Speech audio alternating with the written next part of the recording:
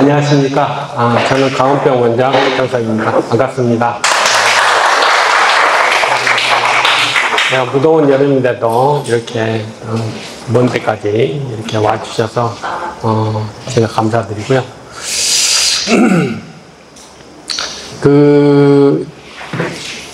어쨌든 제 생각과 달리 여러분들 입장은 또 틀리기 때문에 뭐에 관심이 있나 이것에 대해서 제가 좀 궁금해 하시는 거 이런 것에 대해서 좀 의견을 달라고 했어요.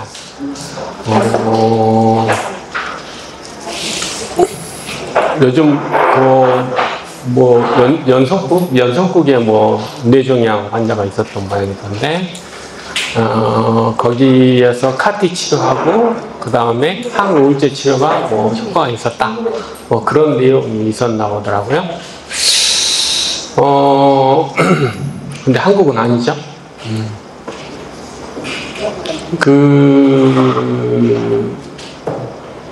이게 표준 치료하고 우리 병원 치료하고의 어떤 차이가 있는지 이런 것에 대해서 궁금하신 분들이 제일 많았어요. 그래서 먼저 표준 치료를 이야기를 할게요. 표준 치료는 대부분 학회에서 정합니다. 세계 예를 들어 뇌종양 학회에서 우리가 뇌종양에 대해서는 최소한 이 정도는 해야지 치료가 된다 라고 하는데, 아시다시피 근거가 있어야 되잖아요. 근거가 있으려면 무작위 임상 3상 실험에서 통과된 그런 약제를 이용하는 게 기본적인 프로토콜이에요. 근데 그런 약제들이 계속 발달되니까 사실 표준 치료라는 것은 매년마다 갱신이 돼요. 그래서 예를 들어 유방암에서 예전에는 그것을 다 절제해야 된다 이런 생각을 가진 적도 있었지만 지금은 꼭 그렇지 않고 유방 종계만 해도 이렇게 괜찮을 것이다 라고 생각을 해요. 예를 들어서 내가 유방암에 걸렸는데 종계만 떼어낸 것하고 유방 절제술을 하는 것하고 차이가 얼마나 날 것 같아요? 실제로는 1, 2%밖에 차이가 안 나요. 근데 여러분 생각에는 1, 2%가 별것 아니잖아요. 1, 2%면 차라리 이거는 떼야 되지 않을까? 라고 생각을 하시지만 의사 입장에서 내가 유방암 환자를 하루에도 100명씩 보잖아요. 그런 분의 1, 2%는 1년으로 따지면 수십 명의 환자가 재발하는 거예요. 그걸 의미하는 겁니다. 여러분들이 통계적으로 1%, 2% 그것은 별것 아니라고 생각하시겠지만 의사 입장에서는 수십 명의 환자를 놓치는 거예요. 그래서 전절제를 하는 겁니다. 유방 1기인데도 다 전절제 해요.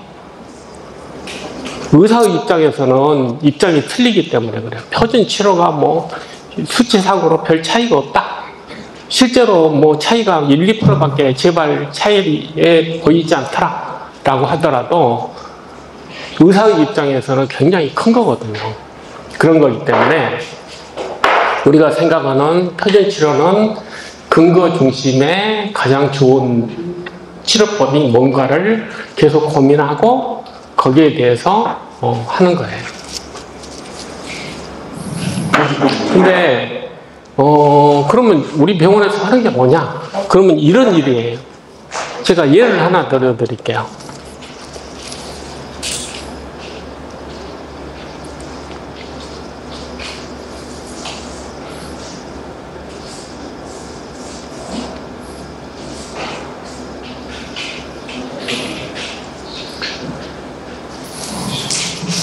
제가 늘 예를 들어드린 것 중에 하나가 유미코텔이죠. KLH예요. 유미코텔인데 캘리포니아에 있는 조개의 피해였군요. 조개 핀데예요. 이건 백신 보조제라고 내가 말씀드렸고, 그래서 임상 2상을 했어요. 임상 2상을 할 때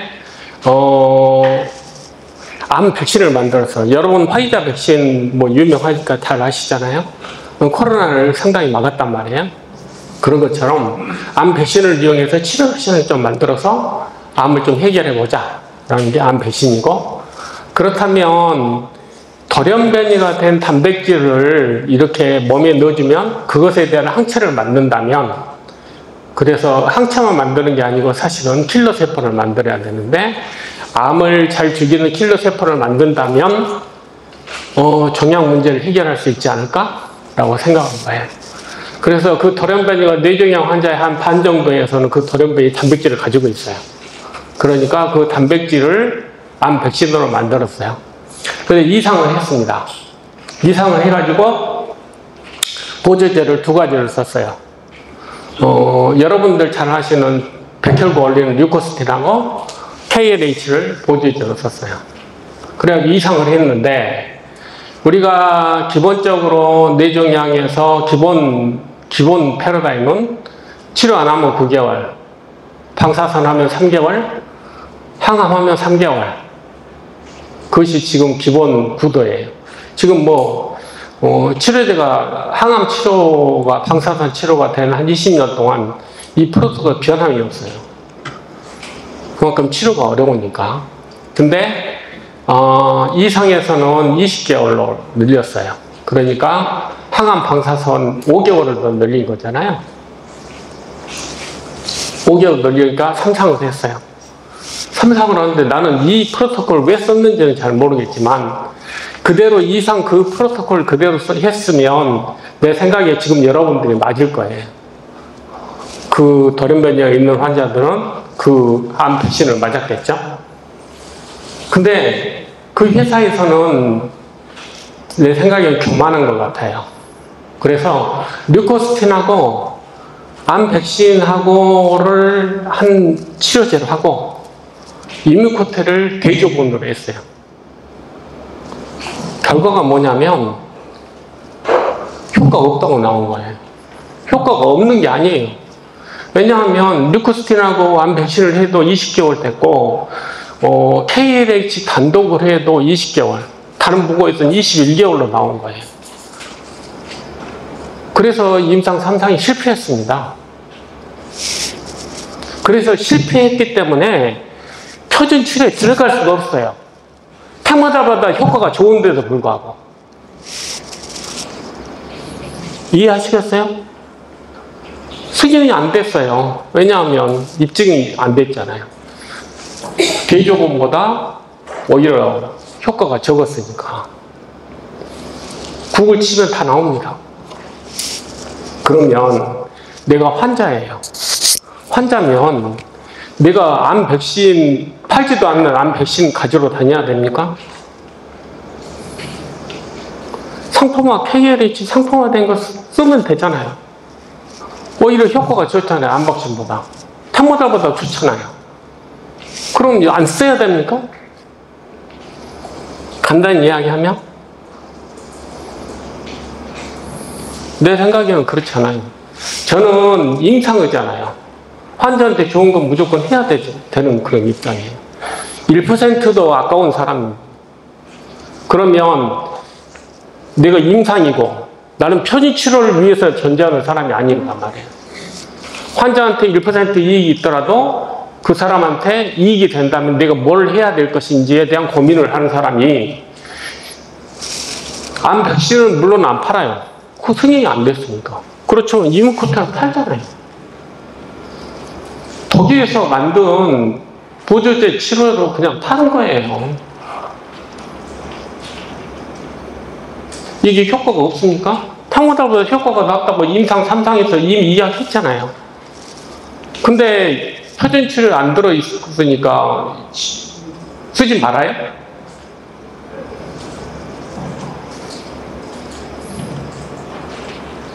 그러니까 현실 우리가 표준 치료라는 것은 그냥 중간 정도 생각하시면 돼요. 사실 학회에서 표준 치료 지침 이렇게 나오지만 우리 한국에 적용 안 되는 게, 적용되려면 5년 걸립니다. 뭐 비싸서 안 되고 뭐 이건 우리나라에 생산 안 하니까 안 되고 해서 그 표준 치료가 뭐 학회에서 발표하면 뭐 합니까? 실제로 우리 환자들한테 적용되는 5년 이상 걸리는데, 돈 때문에. 하여간 그래요. 현실에서.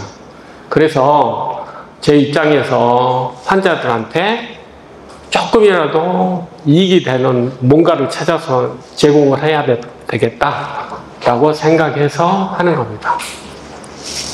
이제 그것이 첫 번째 대답이에요. 예를 들어서 어떤 것들은 30% 이익을 보인다 라고 하면 그 30%가 그냥 30%예요. 1%에도 차이가 나는데.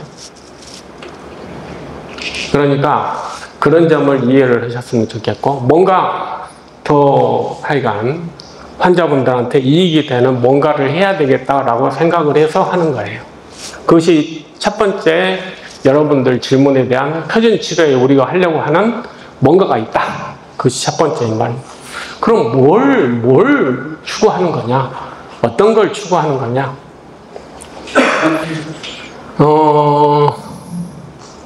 기본적으로 제가 꿈꾸는 것은 암세포를 그냥 다 없애는 거예요.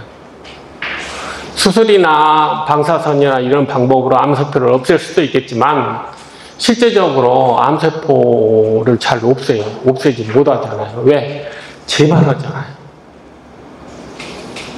그건 다 못 없앴다는 거예요. 그래서 실제적으로 물리적인 방법에서 암세포를 없앤다는 게 그렇게 쉬운 게 아니다 라는 것이 기본 생각이에요.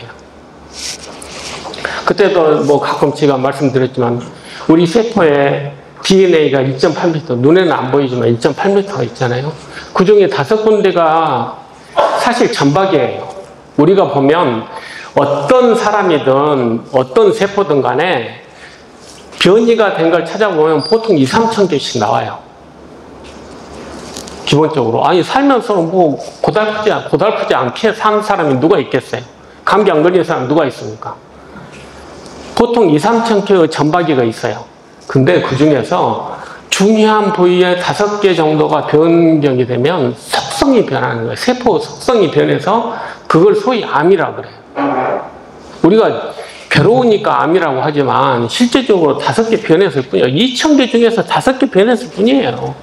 근데 위치가 좀 X 같은 데 있었기 때문에 암이 된 거거든요.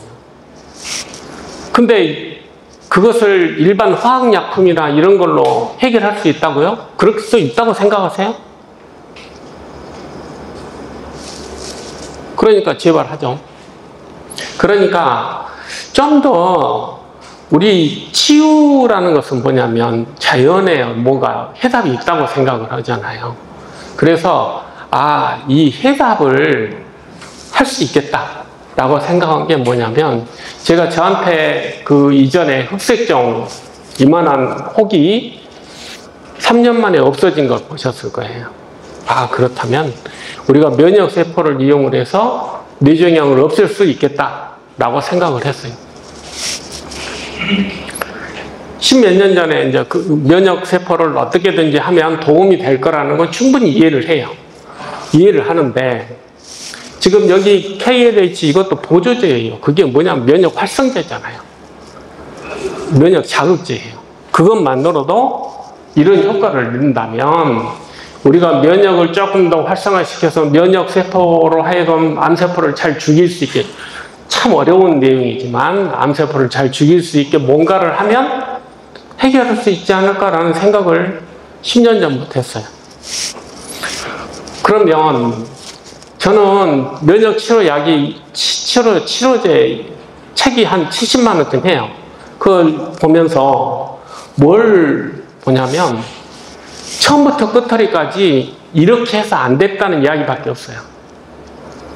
왜? 암은 어쨌든 해결 못했잖아요, 다. 그러니까 면역치료라고 하지만 면역치료에서 그나마 성과는 키토르다 빼놓고 나머지 그 내용들은 전부 실패의 연속이에요. 이만한 두꺼운 책이 이래서도 안 되고 저래서도 안 되더라는 내용이에요. 우리가 이제 거기에 대한 해답은 저는 그렇게 생각을 해요. 실제로 우리 면역 시스템이 여러 가지 기능을 해요. 비만에도 관여하고, 병원균도 죽이고, 이런 것도 하지만, 우리 신체 내에서 여러 가지 조절 역할도 하는데, 못하는 게 하나 있어요. 그게 뭐냐면, 암세포를 죽이게끔 되어 있지는 않아요. 근본적으로. 잘못된 세포를 뭔가 지금 뭔가 해결해야 되겠다라고 생각은 하지만 실제적으로 암을 특정해서 죽이기가 쉽지가 않아요. 왜 그러냐면 늘 말씀드렸듯이 암이라는 것은 최근에 생긴 질환이거든요. 세종 때 평균 나이 33세 때 암 걸린 사람이 몇 명이나 있었겠어요. 그러니까 실제적으로 암은 적어도 60세 되면서 고령화가 되면서 암이라는 것이 문제가 되는 거예요. 그래서 뭐 항암제 만들고 그러잖아요. 그때부터. 그러니까 사실은 항암제라는 약을 개발한 게 70년대부터 시작한 거예요. 처음에 독일 독가스부터 시작했잖아요. 항암제가. 아무튼 그렇습니다. 그러니까 면역도 이게 그 암을 죽이게끔 이렇게 돼 있진 않아요. 그러니까 제가 생각을 했어요. 이 면역세포를 진화를 시키자. 그래서 암을 잘 죽이게끔 뭔가 진화를 시키면 암 문제를 해결할 수 있지 않을까? 라고 생각을 합니다.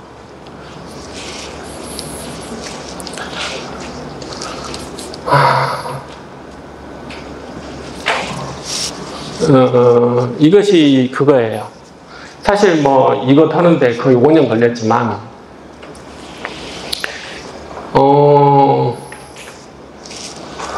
위에는 아시다시피 그냥이에요.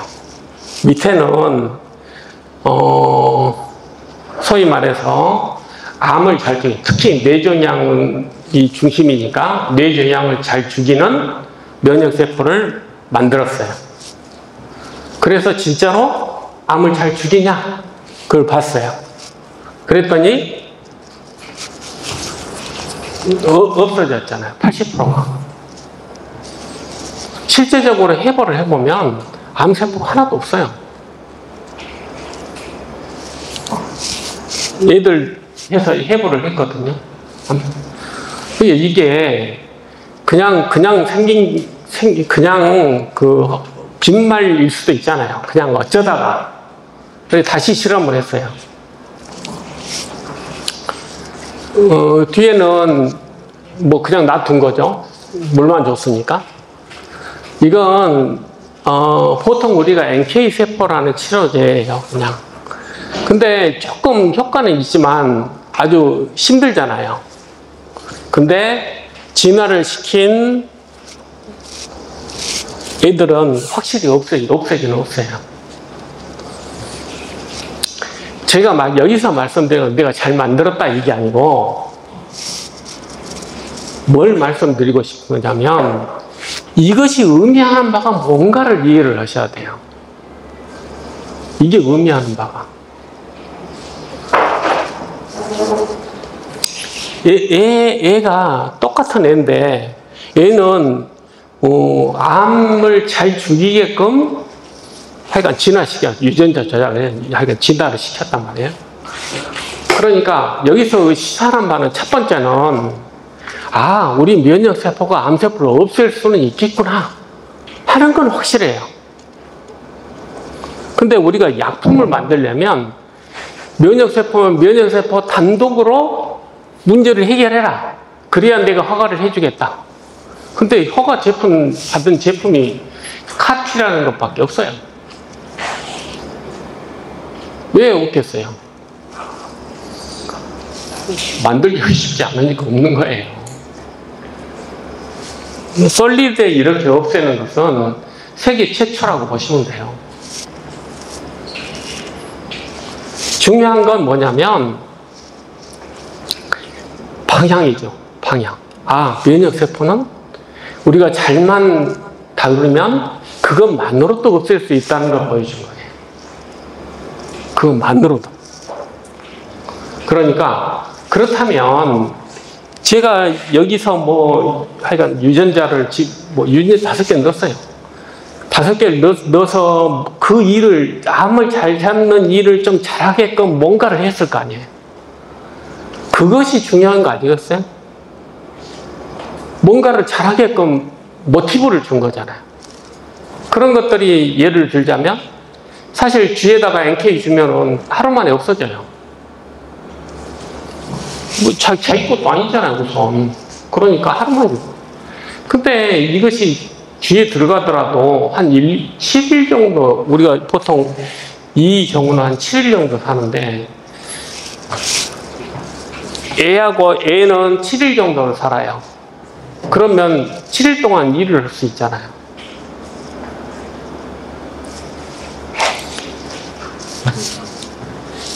얘하고 차이가 뭐냐면, 얘는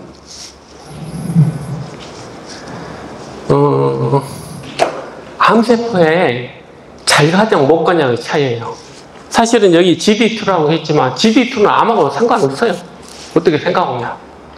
중요한 건 암세포가 달고 있는 게 GD2인데 그것이 뭐 어떤 일을 한다는 게 아니고 문제는 거기에 잘 가기만 하면 잘 죽인다는 거예요. 꼬리표예요. 일종의. 꼬리표. 문제는 있는 게 중요한 게 아니고 암세포에 잘 갈 수 있게 뭔가 조치를 해야지 일을 하는구나 라는 걸 보여주는 거거든요. 우리가 뭐 학문적으로 뭐 유전자 조작이라고 하지만 여기서 의미하는 바는 그런 거예요. 그런 거니까 제가 말씀드리고 싶은 것은 뭐냐면 그렇다면 당장 뭐 이게 쓸 수 없어. 이거 뭐 아직은 완전 하여간 국제과제가 선정이 돼서 이제 전임상까지 가는데 2년 정도 걸릴 거예요. 그러면 금내년 이렇게 걸쳐야 2년이 가고 그 다음이 돼야 이제 임상을 시작할 텐데 시간이 좀 걸리잖아요. 그러니까 그 원리를 좀 잘 이해를 하면 우리가 버틸 수 있지 않을까, 관리를 할 수 있지 않을까라고 생각을 하는 거예요. 근데 그런 것이 지금 제가 말하는 것들이에요. 아까 이야기한 그런 우리 병원에서 하는 그런 일들이 있잖아요. 예를 들어서 온열치료 뭐하러 해야? 돌아다니면 몸속에 돌아다니면 뭐하냐고. 병변으로 가서 일을 시켜야 되잖아요. 그러니까 온열해야죠. 왜? 온열이 돼야지 그쪽으로 NK가 빠져나가니까. 그래야 일을 할 거 아니에요. 혈액 속에서 뭐 지구들 막 돌아다니면 뭐하냐. 가서 일을 시켜야 되잖아요. 그 다음에 어주번트 이걸 여러분들이 우습게 생각하실지 모르지만 백신보다 좋잖아요. 오늘 내용은 여러분들이 하는 사이모신 알파, 그 다음 미슬토, 그 다음에 유미코텔 이것이 어떤 의미를 갖는지가 오늘 사실 주제예요. 그걸 꼭 다시 한번 짚어봐야 되겠구나 라고 하는 게 제가 생각하는 건데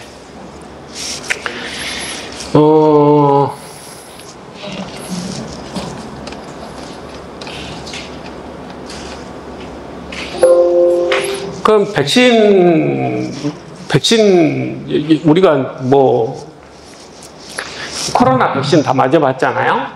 코로나 백신이라는 것은 우리가 코로나 바이러스의 스파이크 단백질 껍질을 집어넣어주어서 거기에다가 메신저 RNA라는 것은 메신저 RNA를 집어넣어주면 세포 속에서 메신저 RNA가 코로나 바이러스 단백질을 만들어요. 만들면 그 단백질은 내게 아니거든요. 바이러스 단백질이잖아요. 그걸 우리 몸이 어떻게 하냐?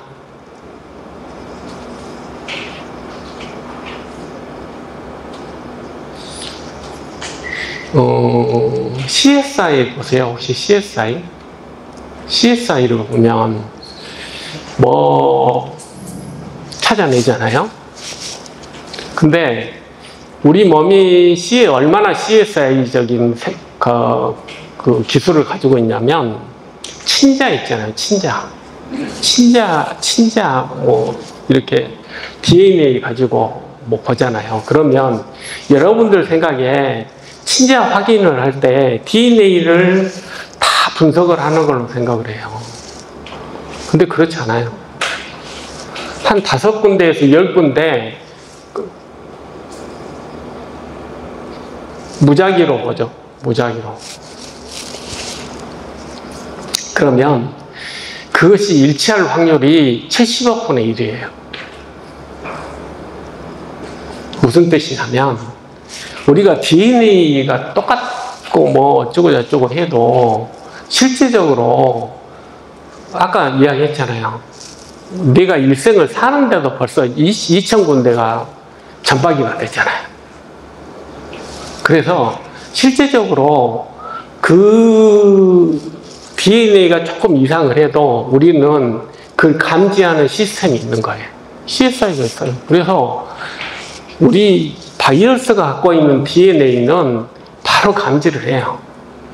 그래서 그것에 대한 항체를 만들기 시작하죠. 이게 내가 나한테 없는 DNA가 만들어진 단백질이네? 라고 생각이 되면 그것에 대한 항체를 만들어내죠. 근데 이제 소위 말해서 이제 보조제라는 건 뭐냐면 실제적으로 메신저 RNA만 딸랑 들어갔어요. 그러면 그것이 뭐 어떤 이유든 간에 없어지는 데는 1분도 안 걸려요. 어떻게 생각하면 단백질 만들기도 전에 없어질 수도 있어요. 그래서 만들어진 게 아마 특허라고 이야기해주는 메신저 RNA 백신의 1등 공신은 나노 입자다라고 이야기하는 거예요. 그 나노 입자가 메신저 RNA를 보호를 해서 꾸준하게 단백질을 만들 수 있게끔 만들어줬기 때문에 코로나 백신, 화이자 백신이 가능해진 거예요. 그런 걸 보조제라고 그래요. 항체를 만들 수 있게끔 뭔가 방법을 연구를 하는 거예요. 그래서 코로나 바이러스 화이자에서의 특허는 뭐냐면 메신저 RNA가 분해되지 않게 오랫동안 유지되게끔 그렇게 하는 게 기술이에요. 그래야 백신을 만들 기회를 가지니까. 또 다른 백신은 뭐냐면 면역을 자극하는 거예요. 같이 들어. 우리가 여러분 100일에 꼬마들 엄청나게 맞추잖아요. 100일에도 맞추고 뭣도 맞추고. 그 백신 속에 들어있는 그런 것들이에요. 그런 백신에는 뭐냐면 이상한 단백질이 왔으니 그것에 대한 항체와 세포를 만들어라 라고 메시지를 주는 거예요. 단백질만 탈랑 들어가면 그 단백질을 녹이고 그냥 먹어불고 분해시키고 끝나보면 안 되잖아요. 그러니까 우리 몸은 그 항체, 그런 면역 시스템에 좀 민감한 그런 물질들이 있어요. 그 물질을 같이 넣어주면 그런 항체나 세포를 만드는 기능이 강해지게 되는 거예요. 그래서 어떤 생각을 하게 되냐면 여러분들이 항암 방사선을 하잖아요. 그러면 세포가 파괴되잖아요. 그러면 거기에서 돌연변이 때문에 만들어진 단백질이 얼마나 많이 나오겠어요. 그러니 쉽게 말하면 여러분들은 다 백신의 원료는 다 가지고 있는 거예요. 내가 항암 방사선을 하면 이미 백신 원료는 다 가지고 있어요. 따로 어디 공장에서 제작할 필요가 없잖아요. 이미 내 세포가 항암 방사선을 해서 하게 되면 이미 백신이 만들어져 있잖아요. 이게 돌연변이가 한두 개 있는 것도 아니시잖아요. 보통 5-6개는 다 있으니까. 그러니까 종류도 많아요. 백신 종류도. 그러면 어떤 생각을 하게 되냐면 어주번트만 잘 해주면 거기에 대한 킬러 세포를 만들 수 있겠네라고 생각을 안 하겠어요? 그냥 킬러 세포를 만들 수 있게끔 우리는 항체는 별로 필요 없으니까. 항체는 세포 밖에서 일하는 애들이고 우리는 킬러 세포가 필요해요. 왜 그러냐면 암세포를 죽일 수 있는 유일한 세포니까. 아까 제가 그림 보여드렸잖아요. 킬러 세포한테 우리가 메시지만 잘 주면 암을 청소시키는 것은 문제도 아니다 이거예요. 메시지를 잘 주는 게 중요하잖아요. 그 메시지 중에 하나가 보조제가. 하여간 지금 여러 가지 이상한 단백질이 있는데 이것에 대한 항체를 만들어봐 라는 메시지를 준다면 암 백신 맞는 거예요. 그냥 뭐 임상할 필요가 없어요. 그 세 가지 보조제가 사이모신 알파. 사이모신 알파는 아예 그렇게 써져 있잖아요. 암 백신 보조제라고. 백신 보조제인데 우리는 암 백신 보조제로 쓰겠다는 거잖아요. 이뮤코텔은 본래 보조제예요, 말 그대로. 그래서 뭐 세계에서 생산하는 회사가 한 군데밖에 없어요. 두 군데구나. 캐나다 하나 있고 여기 하나, 독일에 하나 있어요. 왜냐하면 수요가 그렇게 안 많으니까. 근데 아무튼 이뮤코텔이 미국 임상 3상에서 테모달보다 더 좋다고 나왔잖아요. 그 다음에 독일에서 가장 많이 사용하고 있는 게 미술토예요. 미술토도 보조제로 훌륭해요. 그래서 저는 오늘 제가 말씀드리고 싶은 것은 사이모신 알파, 그 다음에 이뮤코텔, 그 다음에 미술토 이 세 가지는 제가 봐서 우리가 바로 쓸 수 있고 제품이 있으니까 바로 쓸 수 있고 충분히 암 보호제로 암 백신 보조제로서 암 백신을 만든 것과 같은 효과를 충분히 낼 수 있다라고 생각하는 겁니다. 보조제 맞으면 나는 백신 맞는 거예요, 그냥. 그래서 우리가 지금 소위 면역 치료라고 할 때 기본이잖아요. 어떻게 생각하면. 근데 그것이 여러분들은 그냥 그 주사를 맞는다고 생각하시겠지만 원리는 암 백신을 맞는 거예요. 치료 백신. 효과는 100%는 아닐지 몰라요. 그렇지만 모으면 되잖아요. 모으면. 이게 뭐 원리는 특별하게 뭐 한 게 아니에요. 암을 너 잘 찾아라. 제가 뭐 아까 그 그림이라는 의미가 뭐겠어요?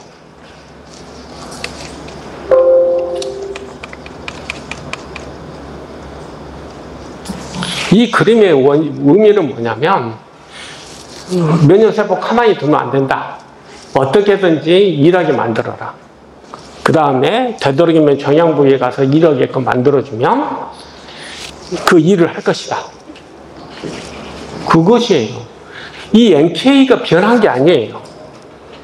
NK가 변한 게 아니고 제가 뭐 진화시켰다라고 하는 게 조금 더 암의 접근성을 높여주고 더 왜냐하면 키토르라는 약이라는 것은 암세포가 면역세포를 죽이니까 킬러세포를 거꾸로 죽여요.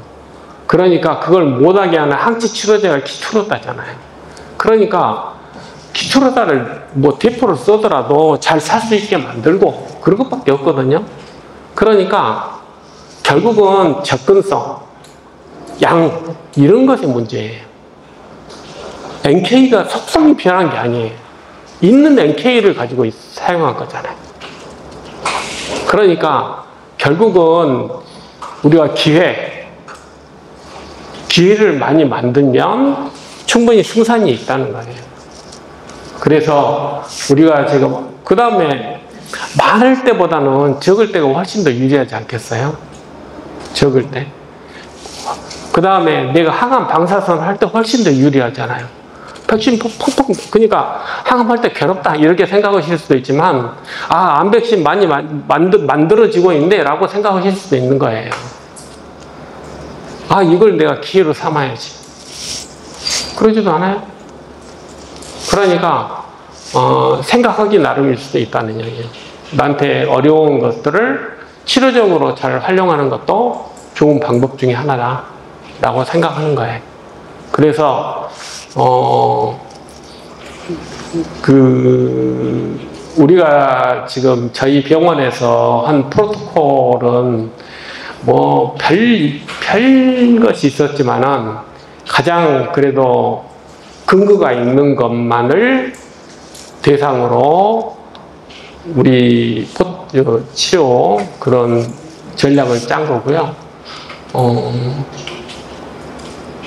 이런 것들이 그러면 일반 병원에서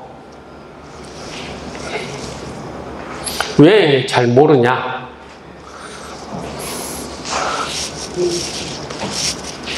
아직 입증이 안 돼서 그래요. 입증이 안 돼서. 제가 뭐 예를 들어서 키트루다 황치 치료제라는 것은 그때 말씀드렸듯이 PD와 프로그램드 데스한 리간드라는 그 단백질을 암세포가 내는데 그걸 방해하는 항체 치료제란 말이에요. 근데 그게 카토의 흑색종 뇌 전이를 없애릴 것이라고 생각한 사람이 정의학 의사의 10%도 안 됐어요. 카토가 좋아졌는데 설명할 수 있는 사람 10%도 안 됐어요.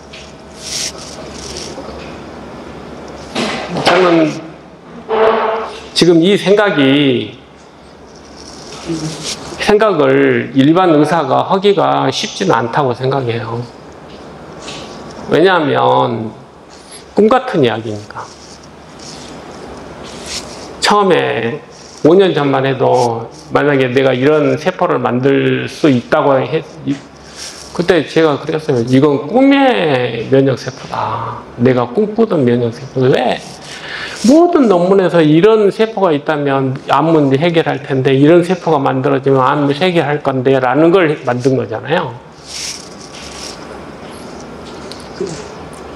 그래서 내가 처음에 가운병원 암센터를 만들 때 처음에 생각했던 면역세포를 이용해서 우리 면역 시스템을 통해서 뭐 이렇게 암 문제를 해결할 수 있을 것이다 라고 생각을 했고, 저는 그때 끝을 보기로 작정을 했고 지금 끝에 거의 다 왔어요.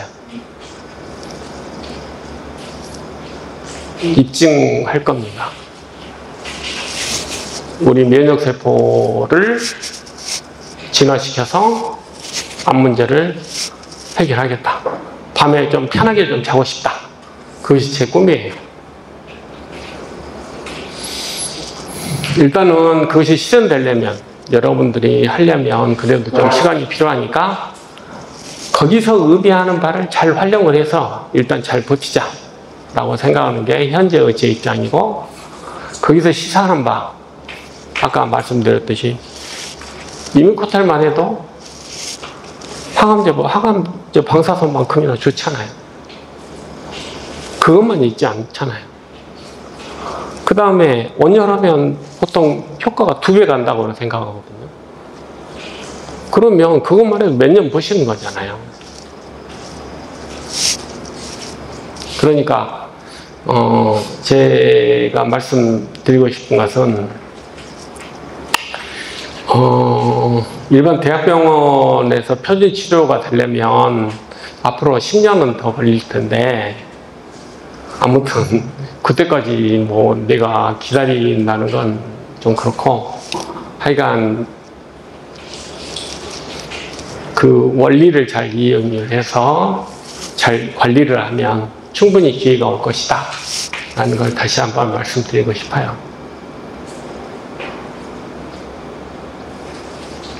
그래서 제 프로토콜은 내가 늘 논문을 보면서 업데이트를 어떻게 할까 라고 생각을 하지만 변경시키고 싶은 게 별로 없어요. 현재로서는. 우리 병원에서 하는 치료는 면역치료적 관점에서는 진짜 정제된 프로토콜이거든요.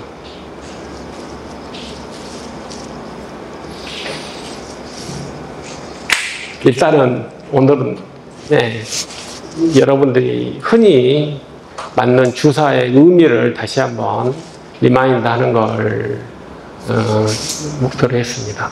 혹시 질문이 있으시면.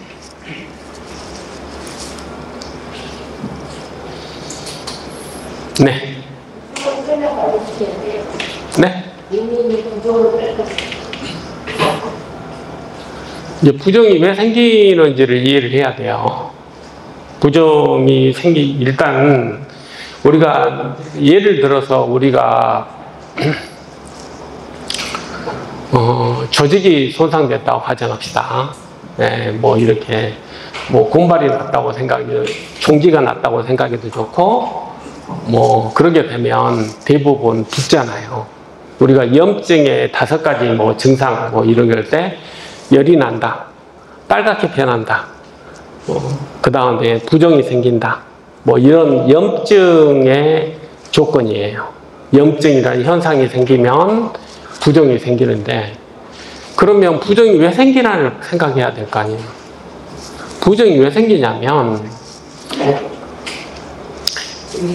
병원균이 들어오든 조직이 손상되든 간에 그걸 수리를 하려면 영양분은 어디가 있어요? 혈액에 있잖아요. 병원균을 막는 면역세포도 혈액에 있거든요. 그러니까 혈액에 있는 것들을 그 조직에다가 많이 보내야 돼요. 이해하시겠죠? 그러려면 혈관이 느슨해져야 돼요. 지금 혈관은 다 탄탄하게 돼 있거든요. 단단하게. 내막세포가 관을 만들잖아요. 그 관을 느슨하게 해야지 면역세포들이 빠져나갈 거예요. 이해하시겠죠?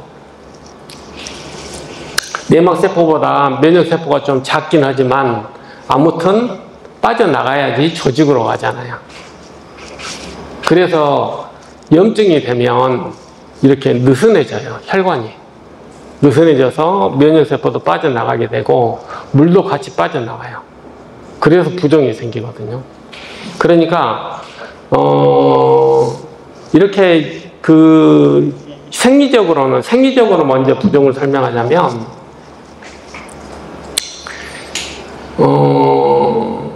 그래서 그 모세혈관 이런 데서도 이제 어쨌든 영양분을 공급할 때 뭐 산소도 할 때 물도 영양분도 같이 나가면 물도 같이 빠져나가요. 그것을 림프라고 들어보셨죠? 림프. 네. 그 관을 통해서 다시 모아요. 조직에 갔던 림프액을 림프관을 통해서 다시 모아가지고 심장에서 넣어줘요. 그것이 보통 일반적인 생리적인 건데, 그게 많이 가버리면 림프관이 한정이 있잖아요. 한계가. 그래서 붓는 거죠. 간단하게 이야기하면. 그러니까 이제 림프 마사지를 하면 속도가 조금 빨라지니까 그 붓는 게 좀 줄어들죠. 기본적으로.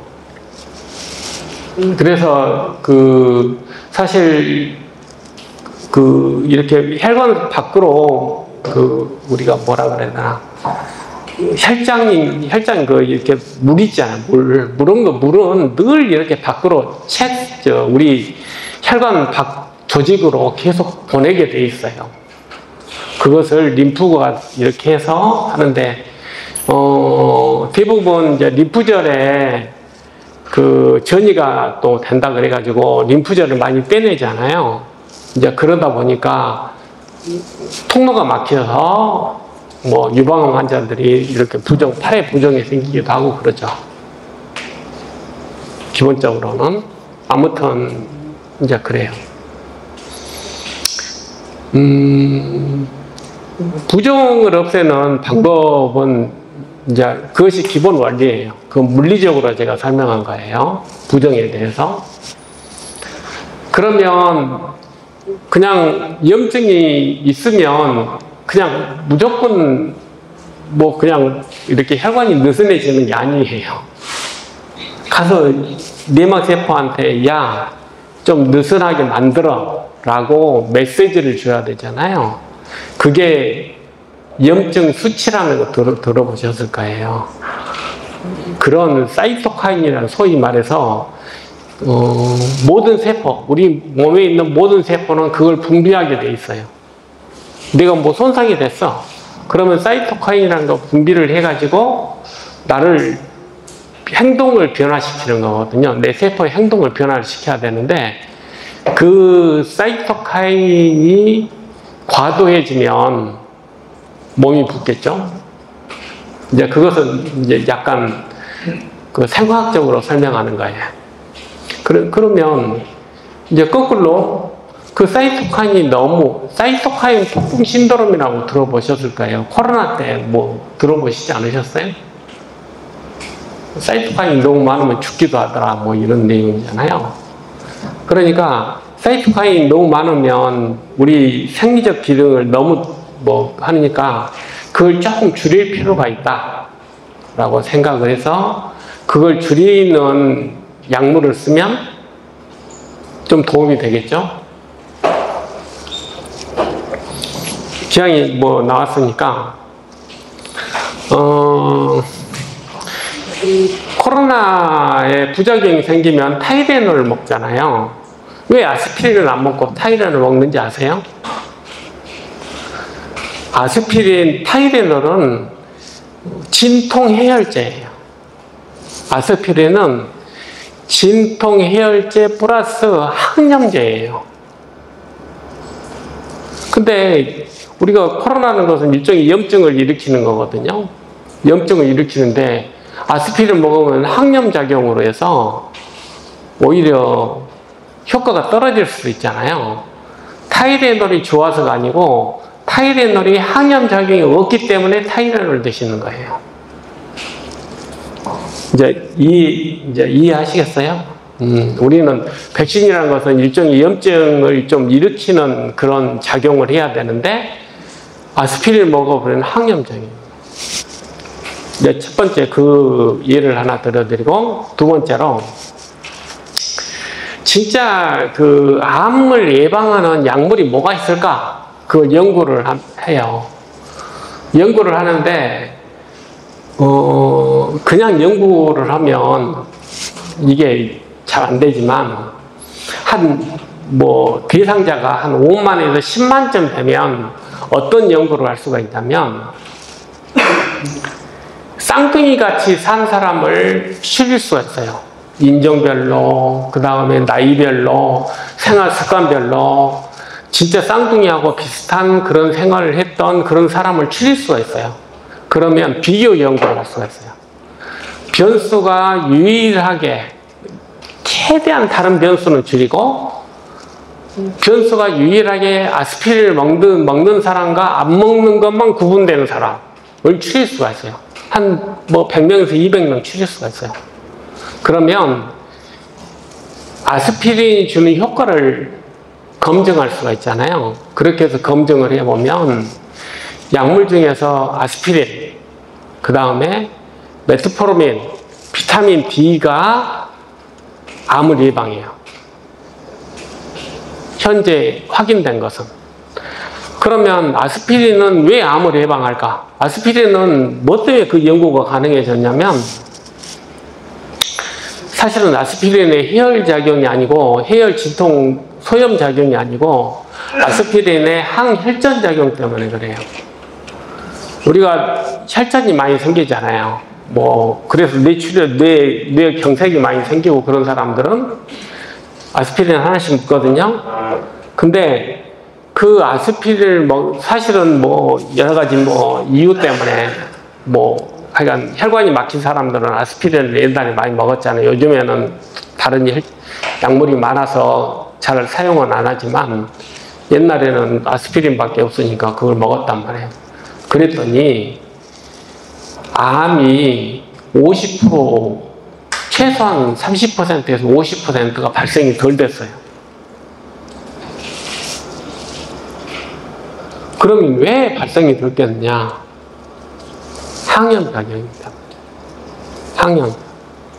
타이레놀은 아니에요. 아스피린만. 그것이 뭐냐면 항염작용 때문에 그랬어요. 그러면 이거 뭐 면역은 한쪽에서 올린다고 그러고 한쪽에서는 염증을 낮추라고 그러고 이게 도대체 뭐냐? 도대체 뭐 어떤 의미냐? 간단하게 이야기하면 딱 한마디로 이야기를 하자면 암에서는 킬러 세포만 필요해요. 나머지 염증 인자들은 염증에는 여러 요소들이 있어요. 아까 이야기했듯이 혈관 확장 뭐 이런 등등의 여러 요소들이 있는데 그런 요소를 다 필요 없어요. 우리한테 필요한 사이토카인은 인터페론 감마밖에 없다. 우리한테 필요한 암에 필요한 세포는 킬러 세포밖에 필요 없어요. 나머지 애들은 뭐 하냐면 그냥 암을 다 도운다고 생각하시면 돼요. 유일하게 암을 죽일 수 있는 세포는 킬러 세포밖에 없기 때문에. 그래서 우리는 킬러 세포를 어떻게 보존해서 킬러 세포만 잘 많아지는 그런 메시지를 생각을 해야 돼요. 사이토카인도 인터페론 감마도 사이토카인인데 그런 것들은 킬러 세포를 만들려고 하는 그런 사이토카인이거든요. 그러니까 나머지는 염증이 있으면 대부분 암을 키우는 염증이에요. 우리가 예를 들어서 뭐 당뇨가 있을 때 암 환자가 많이 있다. 근데 당뇨가 뭔냐면 당이 많잖아요. 당이 많으면 우리 몸이 어떻게 생각을 하냐면 박테리아가 들어왔다고. 왜냐하면 그 박테리아 껍질이 당 단백질이거든요. 그러니까 우리 몸은 박테리아의 당 단백질을 죽이는 시스템이 잘 돼 있어요. 그래야 내가 사니까. 잘 돼 있는데 당이 많잖아요. 그러면 우리 몸에 헷갈리기 시작하는 거예요. 이게 지금 박테리아가 들어왔는지 당이 왔는지 당을 많이 먹었는지 얘가 지금 그런 하여간 당이 많아지니까 나는 계속 뭔가 병원균이 왔는 것처럼 생각을 해요. 그렇게 해서 그런 물질들을 많이 내요. 그런 면역세포들이 증가되고 그러게 되면 암이 잘 생겨요. 그런 만성염증이 되면 좀 복잡하긴 한데 하여간 만성염증이 되면 암이 잘 생겨요. 그래서 메트포르민을 먹으면 그 당을 줄여주잖아요. 당을 줄여주면 암이 덜 생기는 거예요. 그러니까 우리가 다른 말로 하면 어쩌다가 이건 사실은 당이 원인이 아니고 한번 암세포가 만들어지면 당이 많은 세상에서는 훨씬 더 잘 자라는 거예요. 그러니까 당만 조절해도 애들이 먹기가 힘들어져요. 그러니까 암이 덜 자라거든요. 그래서 뭐 당을 적게 먹는 식사를 하는 게 좋지 않느냐 뭐 이런 이야기를 하는데 아무튼 이제 그런 내용이에요. 그래서 메트포르민이 항암 작용을 하는 거예요. 당을 관리하는 것만으로도 암이 덜 생기더라. 그런 내용이거든요. 그러니까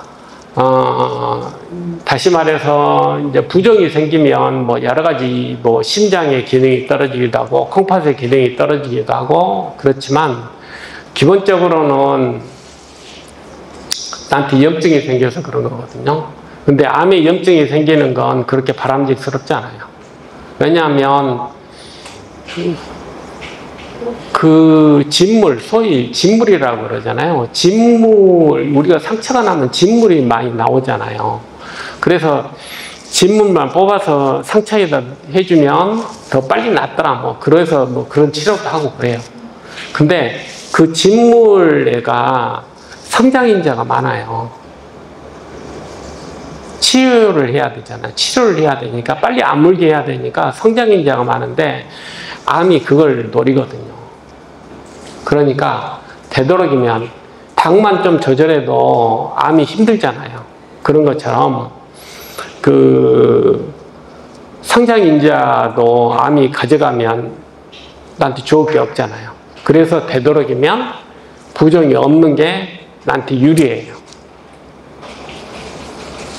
부종을 없애는 방법은 항염제, 우리 병원에서 사용하는 건 그래서 셀레늄하고 셀레늄을 주로 권유하죠.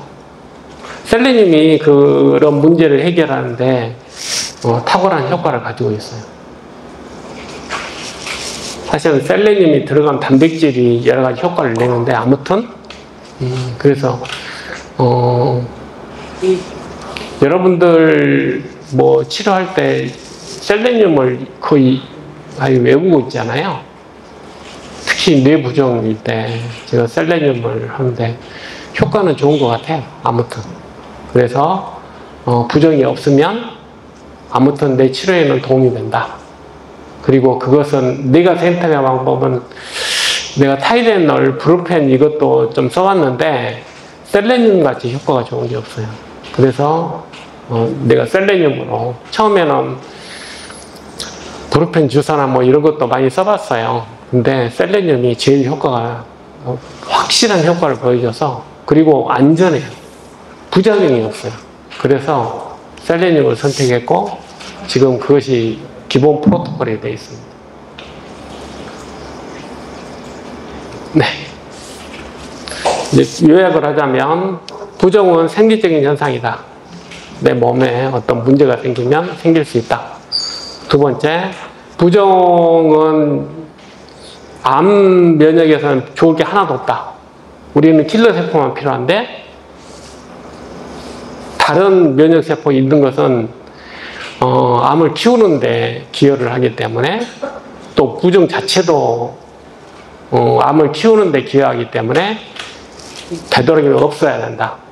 세 번째, 셀레늄이 하여간 내가 봐서는 제일 효과가 좋았다. 그걸로 요약할 수 있어요.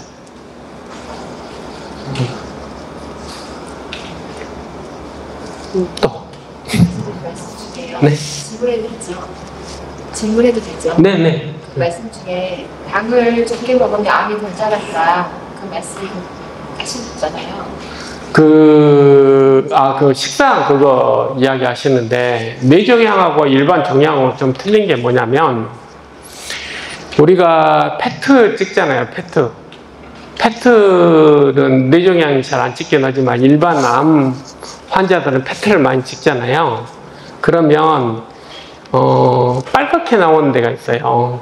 그게 뇌하고 심장, 이런 건 빨갛게 나오거든요. 그 나머지 두 번째로 이제 색깔 변화가 있는 게 종양 부위예요. 그건 노랗게 나오거든요. 근데 이것의 의미는 뭐냐면, 우리가 밥을 먹는다 그래서 조직한테 똑같이 가는 게 아니에요, 당이. 순서가 있는 거예요. 뇌하고 심장이 뭐 1등이고, 그 다음이 암이에요.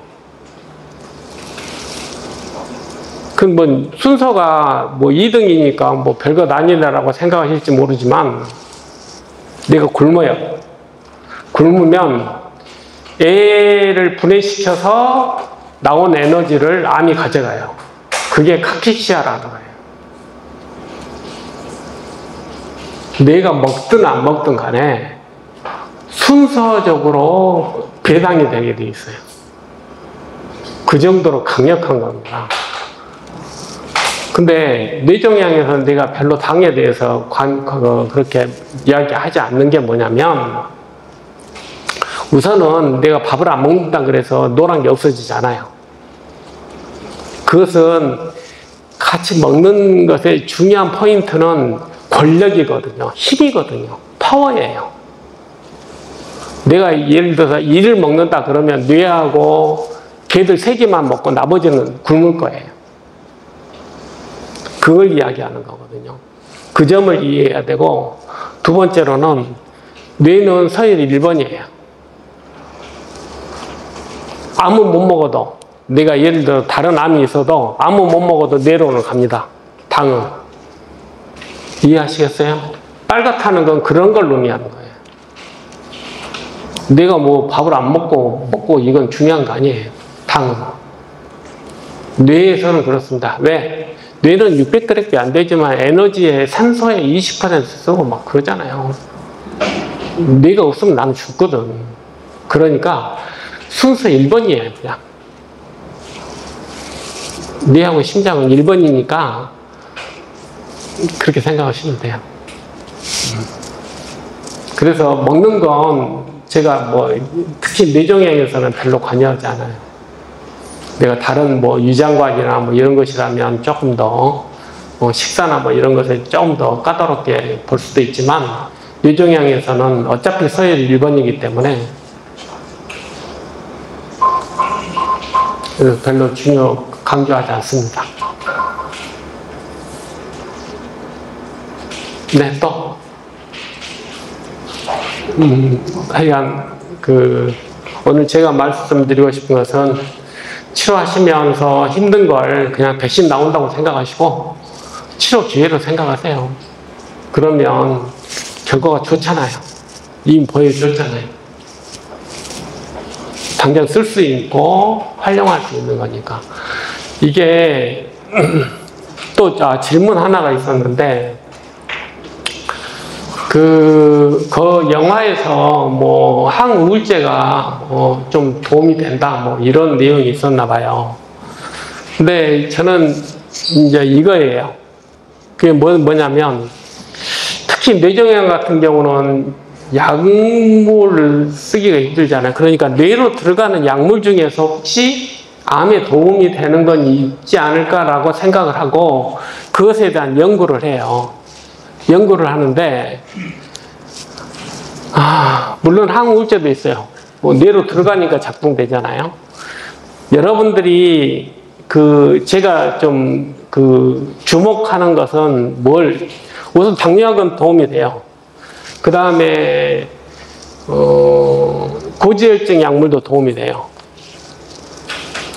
뭐 우울증 약도 도움이 되고 여러분 정간제 복용하시잖아요. 항정간제도 도움이 돼요. 여기서 내가 다른 건 쓰기가 이게 아직 확립이 안 돼 있어서 내가 쓰기가 좀 어려워요. 쓰기가 어려운데 여러분 재발하면 쓰는 약이 있어요. 여기가 하나 있던데. 그 다음에 구충제, 말라리아 구충제? 그것도 있어요. 이게. 뭐 그런 것도 있고. 또,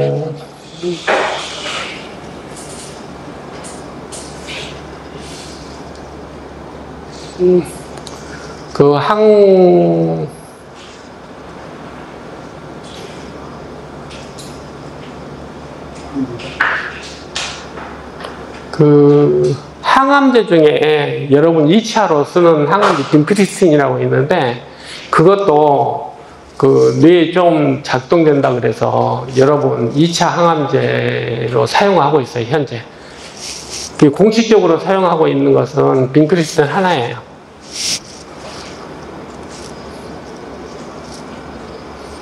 나머지는 우리가 뭐 쓸 수 있는 그런 약들은 뭐 있는데 효과가 이게 좀 애매해요. 왜 그러냐면 부작용도 있어가지고 이걸 뭐 항우울제 막 쓰는 게 좀 쉽진 않아요. 그리고 아직은 기전을 몰라요. 만약에 도움이 된다면 어떻게 도움이 될까? 그래서 이 그림이 나온 것은 일단 뇌로 들어가는 약물을 거꾸로 추려서 이 중에서 항암 작용을 하는 게 뭐가 있지 않을까? 이걸 고민하는 거거든요. 이게 아직은 연구 중이어서 아직 잘 모르겠어요. 근데 아무튼 우리가 쓸 수 있는 건 당뇨, 그 다음에 고지혈증 약물은 쓰잖아요. 그건 뭐 보고가 많이 돼 있어요. 그 다음에 항정간제는 꼭 드시는 게 좋고.